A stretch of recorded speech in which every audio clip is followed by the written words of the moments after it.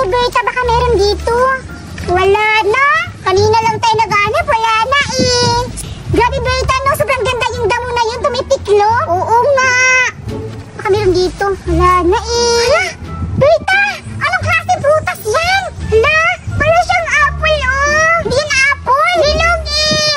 Santol yan. Walang apple yan. Walang apple dito sa Pilipinas. Apple nga yan. Ano ka ba? Tingnan nga natin. Hindi kasi wala kasing apple dito na tumutubo sa Pilipinas. Sa Ginao yan tumutubo. Meron na. May apple na ano. Wala nga. Tingnan natin. Hala. Tingnan na. Tingnan mo. Ah. Tingnan mo, Berta. Hala. Mabango. Mabango din ito din. Eh? Baka malasan tayo, Berta. Hindi naman yung nakakalasin yung apple. Akala ko, Berta, sa ibang bansa lang ito tumutubo. Meron pala sa atin. Oo nga.